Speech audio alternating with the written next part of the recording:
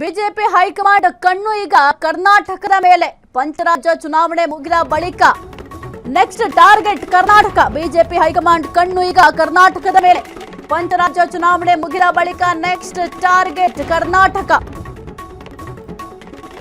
ಕರ್ನಾಟಕ ರಾಜಕೀಯದತ್ತ BJP high command ಗಮನ. ರಾಜ್ಯದಲ್ಲಿ ಬಹುಮತದೊಂದಿಗೆ ಅಧಿಕಾರಕ್ಕೆ ಬರಲು ಪಣ ತೊಟ್ಟಿರೋ ಬಿಜೆಪಿ.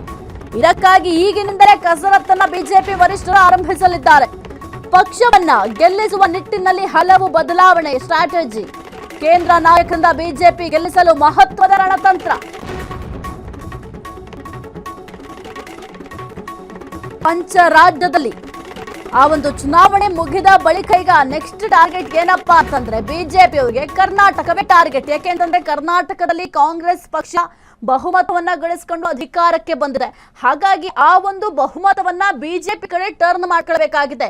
ಈಗ ಯಾವ ಕ್ಷೇತ್ರದಲ್ಲಿ ಈಗ ಕಾಂಗ್ರೆಸ್ ತನ್ನ ಭದ್ರಕೋಟೆ ಮಾಡ್ಕೊಂಡಿದೆ ಅಥವಾ ಕಾಂಗ್ರೆಸ್ ತನ್ನ ಅಧಿಕಾರವನ್ನ ಸ್ಥಾಪನೆ ಮಾಡ್ಕೊಂಡಿದೆ, ಆ ಕ್ಷೇತ್ರಗಳನ್ನ ಗೆಲ್ಲೋದಕ್ಕೆ ಏನೆಲ್ಲ ನಾವು ಕಸರತ್ತನ್ನ ಮಾಡ್ಬೇಕಾಗುತ್ತೆ, ನಮ್ಮ ಗೇಮಿಂಗ್ ಪ್ಲಾನ್ ಯಾವ ರೀತಿ ಇರಬೇಕಾಗುತ್ತೆ, ಯಾವ ಸ್ಟ್ರಾಟಜಿಯನ್ನ ಯೂಸ್ ಮಾಡಿದ್ರೆ ನಾವು ಗೆಲುವನ್ನ ಸಾಧಿಸಬಹುದು, ಜನರ ಮನಸ್ಸನ್ನ ಗೆಲ್ಲಬೇಕು ಅಂತಂದ್ರೆ ಕರ್ನಾಟಕದಲ್ಲಿ ಮುಖ್ಯವಾಗಿ ಈಗ ಕರ್ನಾಟಕದಲ್ಲಿ ಬಿಜೆಪಿ ಅಧಿಕಾರವನ್ನ ಸ್ಥಾಪನೆ ಮಾಡಬೇಕು ಅಂತಂದ್ರೆ ಜನರ ನಾಡಿ ಮಿಡಿತವನ್ನ ಅರ್ಥಕೊಳ್ಬೇಕಾಗತ್ತೆ. ಹೈಕಮಾಂಡ್ ಎಂಟ್ರಿ ರಾಜ್ಯದಲ್ಲಿ ಹಲವು ಬದಲಾವಣೆಗೆ ಕಾರಣ ಆಗತ್ತ. ಮೊದಲಿಗೆ ಪಕ್ಷದ ಬಣ ರಾಜಕೀಯಕ್ಕೆ ಬ್ರೇಕ್ ಹಾಕಲಿರೋ ಹೈಕಮಾಂಡ್. ಪಕ್ಷ ಸಂಘಟನೆಗೆ ಹೆಚ್ಚು ಒತ್ತು ನೀಡುವಂತೆ ರಾಜ್ಯ ನಾಯಕರಿಗೆ ಸೂಚನೆ. ಪಕ್ಷದಲ್ಲಿ ಕೆಲವರ ಅಧಿಕಾರ ಬದಲಾವಣೆಗೂ ಇದು ಕಾರಣ ಸಾಧ್ಯತೆ.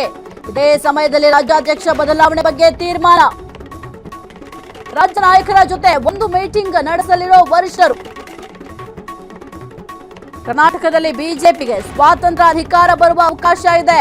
ಹೀಗಾಗಿ ಪಂಚರಾಜ್ಯ ಚುನಾವಣೆಯ ಬಳಿಕ ರಾಜ್ಯದ ಕಡೆ ಗಮನವನ್ನ ಹರಿಸಲಿದ್ದಾರೆ ಬಿಜೆಪಿಯವರು. ಕರ್ನಾಟಕದಲ್ಲಿ ಗೆಲುವನ್ನ ಸಾಧಿಸಬೇಕಂತ ಅಂದ್ರೆ ಜನರ ನಾಡಿ ಮಿಡಿತವನ್ನ ಅರಿಬೇಕು ಅಂತಂದ್ರೆ ಕೆಲವೊಂದಿಷ್ಟು ಬದಲಾವಣೆಯನ್ನ ಒಂದು ಬಿಜೆಪಿ ಪಾಳ್ಯದಲ್ಲಿ ಮಾಡಬೇಕಾಗಿದೆ. ಯಾಕೆಂತಂದ್ರೆ ಈಗ ಕಾಂಗ್ರೆಸ್ ಸರ್ಕಾರ ಅಧಿಕಾರಕ್ಕೆ ಬರುವಂತಹ ಸಂದರ್ಭದಲ್ಲಿ ಪಂಚ ಗ್ಯಾರಂಟಿಗಳಾಗಿರಬಹುದು, ಅದೆಲ್ಲವೂ ಕೂಡ ಬಹಳ ಒಂದು ಎಫೆಕ್ಟಿವ್ ಆಗಿತ್ತು ಜನರಿಗೆ. ಈಗ ಪಂಚ ಗ್ಯಾರಂಟಿಗಳು ಕೂಡ ನಾವು ನೋಡ್ತಾ ಹೋದ್ರೆ ಜನರು ಹೌದು ಪಂಚ ಗ್ಯಾರಂಟಿಗಳು ಅಂತಂದ್ರೆ ನಮಗೆ ಅನುಕೂಲ ಆಗುತ್ತೆ ಎಂಬ ಲೆಕ್ಕಾಚಾರದಲ್ಲೂ ಕೂಡ ಇದ್ರು. ಅದೇ ರೀತಿಯಲ್ಲಿ ಈಗ ಏನಾದ್ರೂ ಬೇರೆ ರೀತಿಯ ಸ್ಟ್ರಾಟಜಿಯನ್ನ ಬಳಕೆ ಮಾಡ್ಕೊಳ್ಬೇಕಾಗುತ್ತೆ. ಬಿಜೆಪಿ ಅಧಿಕಾರವನ್ನ ಸ್ಥಾಪನೆ ಮಾಡಬೇಕಾಗುತ್ತೆ ಅಂತಂದ್ರೆ ಅದರ ಜೊತೆಗೆ ಈಗ ಪಕ್ಷದಲ್ಲಿರುವಂತಹ ಗೊಂದಲ ಬಹಳ ಮುಖ್ಯವಾಗಿ ಪರಿಹಾರ ಮಾಡ್ಕೊಳ್ಬೇಕಾಗುತ್ತೆ.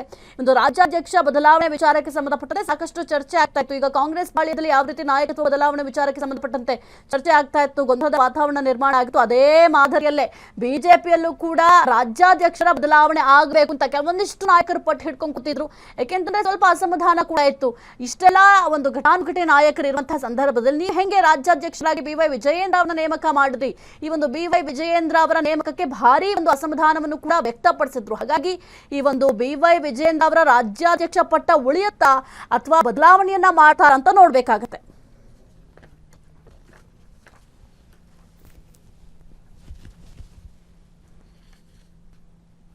ಕ್ಷಣ ಕ್ಷಣದ ಸುದ್ದಿಗಳಿಗಾಗಿ ಫ್ರೀಡಂ ಟಿವಿ ಸಬ್ಸ್ಕ್ರೈಬ್ ಮಾಡಿ, ಲೈಕ್ ಮಾಡಿ ಹಾಗೂ ಫಾಲೋ ಮಾಡಿ.